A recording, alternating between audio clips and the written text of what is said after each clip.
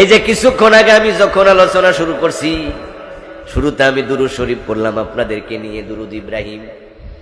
আপনারা মিনমিন মিনমিন করে পড়ছেন, কিন্তু যেই মাত্র আমি আল্লাহুম্মা একটু সুর তুলছি, সবাই জোরে শুরু করছেন। খল করে শুনুন, এই যে আল্লাহুম্মা সাল্লি আলা সাইয়্যিদিনা, এভাবে আপনারা দুরূদটা পড়তেছেন। আমি হিসাব করে দেখেছি এখানে ভুল আছে 11টারও বেশি। কথা বলবেন না। আল্লাহুম্মা, আচ্ছা মিমে টান ফাইলেন কই? মিমে তো টান ছিল না। আল্লাহুম্মা শেষ। সাল্লি আলা, সাল্লি, সাল্লির মাঝে কোনো টান। সাইয়্যিদিনা, নুতে টান আছে, দালে টান নাই, কিন্তু আমি দালেও টান মারব। মাওলানা, মাও এ টান ফাইলেন কই? শব্দটা মাওলানা, লামে টান আছে, নুনে আছে, ওয়াওতে নাই।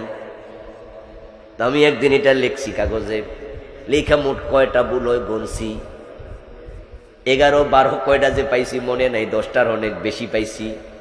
আমি তখন মনে মনে হাসলাম, একবার দুরূদ পড়লে 10 নেকি পাওয়া যায়, তো ভুল যদি 10টা হয়, প্রতিটাতে 1 নেকি করে আল্লাহ কাটে, তাহলে 10টা গেছে, আরো আল্লাহ উল্টা ফানা থাকে।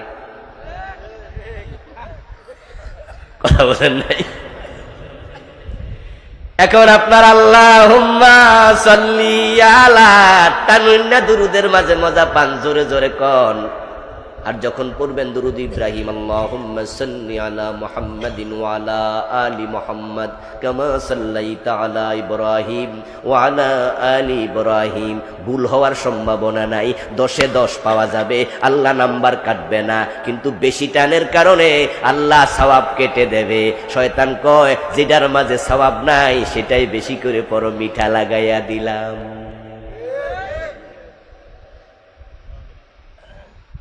সুন্নাহর বাহিরে যাবেন না, বেদাতি হলে উপায় নাই।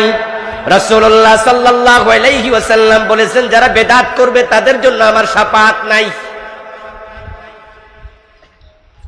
বেদাত আল্লাহর কাছে এতটা খারাপ, শাফাআতের অনুমতি পর্যন্ত আল্লাহ দেবেন না। ক্বালান নবী সাল্লাল্লাহু আলাইহি ওয়াসাল্লাম, হাল্লাত শাফাআতি লি উম্মতি ইল্লা সাহিবা বিদআ। এই বইতে আমি অনেকগুলো দলিল লিখেছি, অনেক, সব তো আর একদিনে বলা যাবে না, সময় কুলানো যাবে না। প্রিয় নবীর শাফাত ছাড়া জান্নাত পাবেন নিজের আমল দ্বারা, এমন দুঃসাহসী কে আছেন? একটু হাত